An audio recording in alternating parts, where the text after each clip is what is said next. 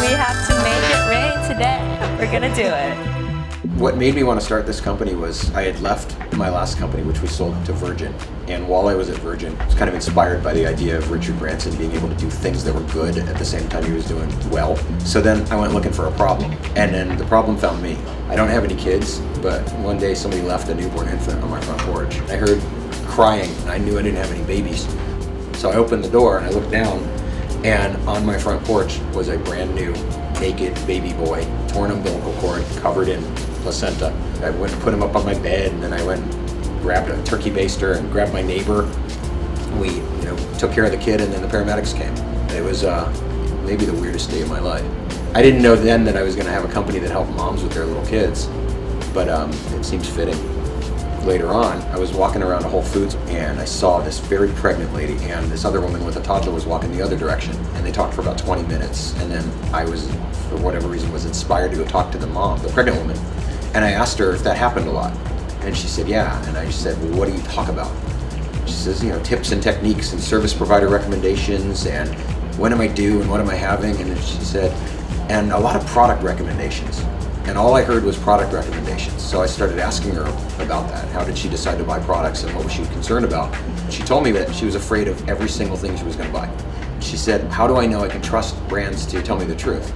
So I started talking to a lot of my friends who had kids, and I found out that every single one of my friends that had kids felt they messed up, or their kids were messed up. They had allergies, autism, ADHD, asthma, all of these things that in my research were exacerbated by environmental causes. If you put something in, on, or around your kid, or yourself, you should be concerned about it. When you spray a cleaning product, you're not just spraying it on a counter. You're applying it to your lungs, your eyes, and your skin, and your kids' lungs and eyes and skin.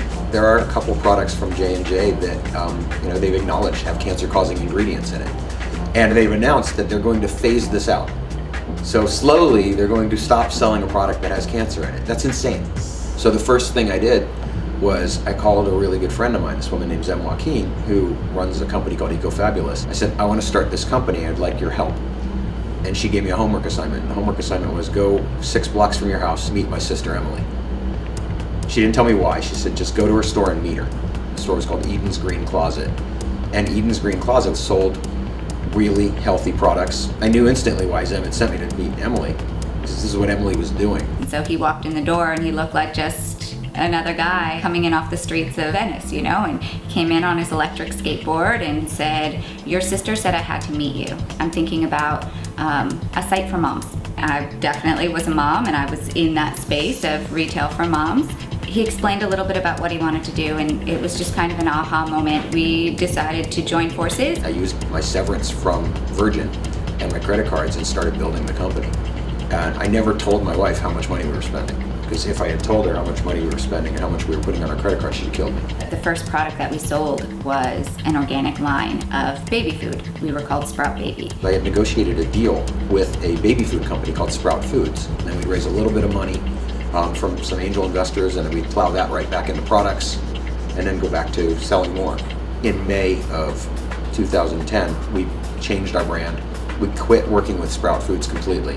We were fighting with these people all the time. I was in an abusive relationship with my business partner. I knew we couldn't stay in business with him because it wasn't going to allow our business to grow. So I bought a company called Ecomom. It gave us the opportunity to change our brand, which changed the entire company. When we went from Sprout Baby to Ecomom, we knew that we were likely going to lose some customers, just because that's the nature of change. We were going to leave them almost in the middle of the night, and the next day flip a switch and start selling another brand of food. So if you were relying on us for food and then you couldn't find it, you might not buy from us again.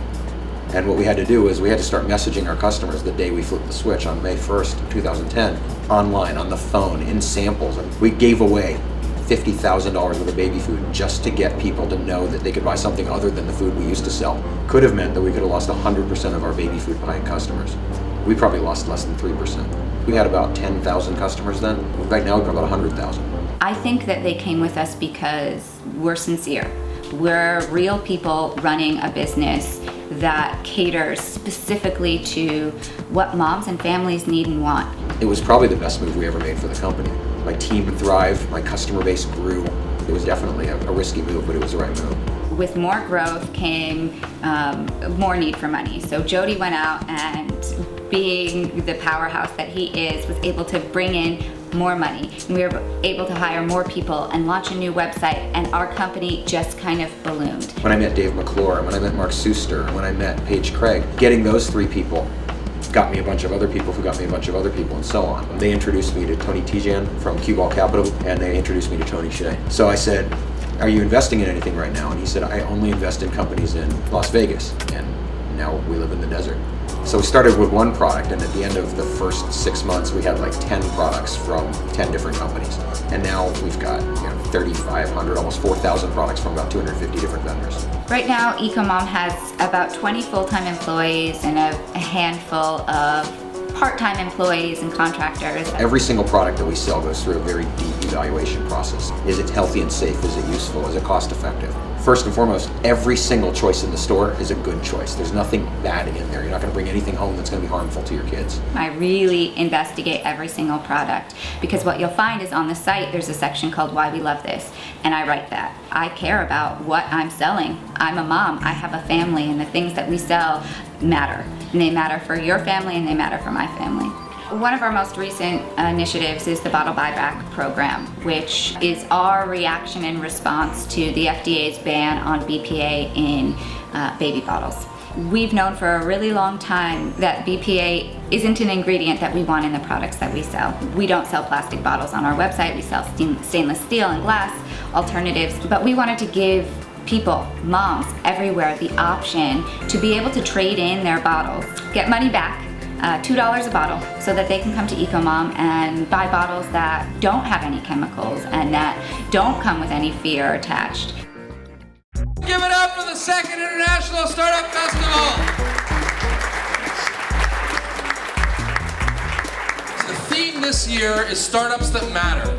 You're here to change the world. We know that every mom cares about raising a healthy family, so we focus on healthy families. So we think eco means healthy, and we think mom means family. In the beginning, it was all pull, right? I had to find products and pull them in. But now we're at the point where brands know that we can help launch a company. In fact, we just picked up 7th Generation last week, and 7th Generation is a really big brand that they didn't even want to open any more online retailers. Our tagline for our company is "It's all good." So last month we launched a program called It's All Good, and the result of it is that every single order that's placed with us, I don't care if you spend $5 or $1,000, every single order results in us delivering 3 organic meals to a child who's not getting fed nutritious food. So last month we delivered 25,000 days of food to 5 food pantries around the country. Thank you. That was great, Jody. All right, bye-bye. Maybe you can stand right there now that anyone else in. You would invest. Thank you. Yeah, in this one. Yeah. But I also love the social commitment.